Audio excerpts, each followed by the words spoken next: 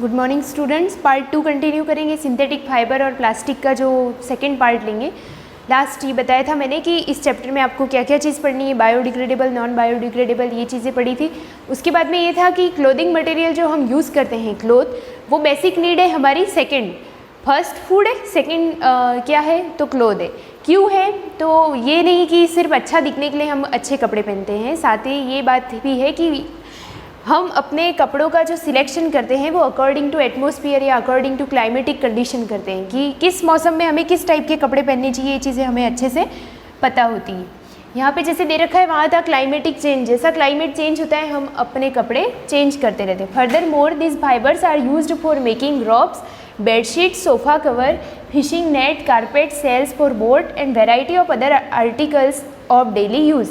ये सारे जो नाम आए, रॉब्स रस्सियाँ, bedsheet, sofa cover, fishing net, fish पकड़ने वाली net, carpet, sails for boat, variety of other article, ये सारी चीज़ें जो बनती है वो सब के सब सिंथेटिक फाइबर से बनाई जाती है। However the demand of fibres and fabric is so large that natural fibre are insufficient to fulfil it. मतलब ये कि आज की अगर डिमांड देखें तो ये डिमांड नेचुरल फाइबर से हमारी कभी भी पूरी नहीं हो सकती, इसीलिए हमें सिंथेटिक फाइबर की ज़रूरत पड़ी।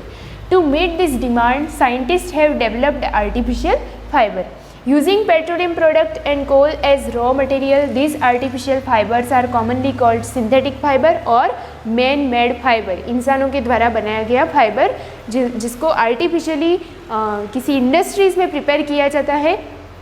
किसके ज़रिए तो पेट्रोलियम प्रोडक्ट के ज़रिए। मैं बता चुकी हूँ पेट्रोलियम क्या होता है, ज़मीन से निकले हुए सारी चीज़ें जो एक साथ कॉम्बो में होती है, बहुत सारी चीज़ें उसमें मिक्स होती है। उस पेट्रोलियम प्रोडक्ट और कोल का यूज़ करके हम और रॉ मटेरियल का यूज़ करके हम सिंथेटिक फाइबर को मेड कर सकते हैं। व्हाट आर सिंथेटिक फाइबर, क्या होते हैं?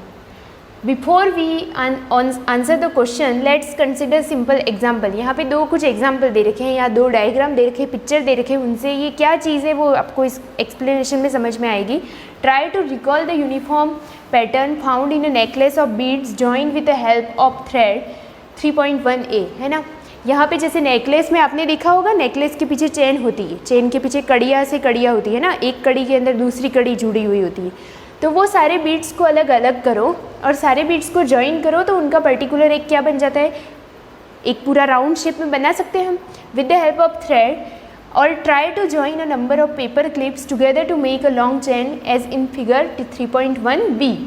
ये वाला फर्स्ट जैसे दे रखा है ये कि नेकलेस के बीड्स को ज्वाइन करो और थ्रेड की हेल्प से उसका कुछ ऐसा स्ट्रक्चर बनाओ।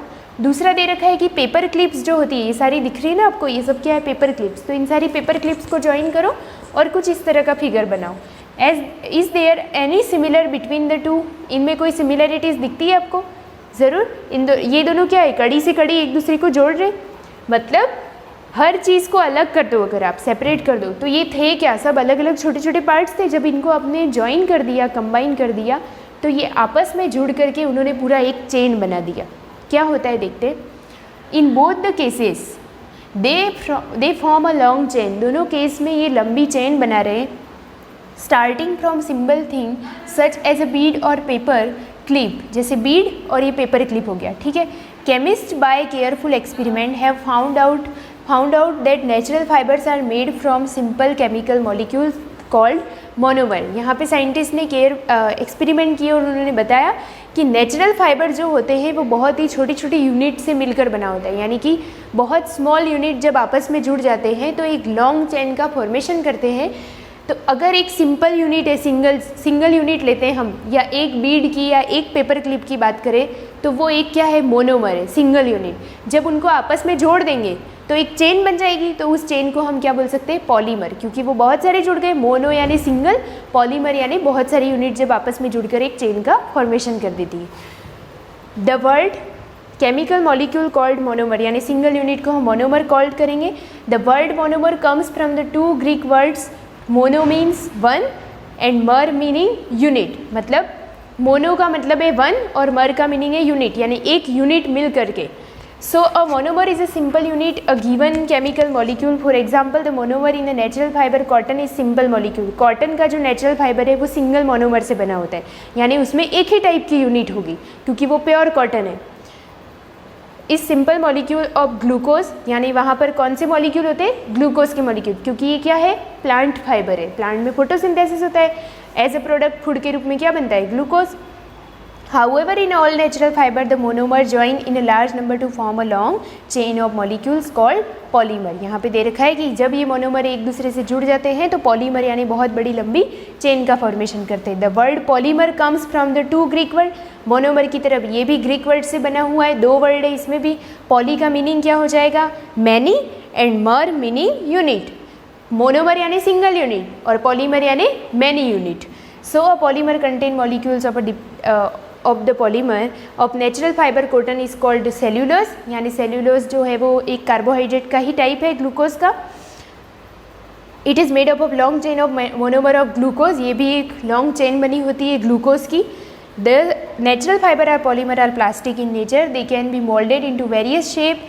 The property of virtue of which substance can be molded into various form is called plasticity, whereas the substance by itself is called plastic। Plastic हम किसको बोलते हैं, यहाँ पे नेचुरल फाइबर में सबसे पहले प्लास्टिक को लिया गया है। तो प्लास्टिक वो चीज़ है जिसको आप मोल्डेड अगेन एंड अगेन, किसी को बार बार अगर आप मोल्ड करके दूसरा शेप या दूसरा साइज़ दे सकते हो तो वो चीज़ प्लास्टिसिटी, वो उसकी जो क्वालिटी होगी उस क्वालिटी को प्लास्टिसिटी बोलेंगे। और ऐसा जिसके साथ होता है उस मटेरियल को या उस मैटर को हम क्या बोलेंगे, प्लास्टिक। इसके आगे का मैं आपको नेक्स्ट क्लास में कंटिन्यू करवाऊँगी। Thank you.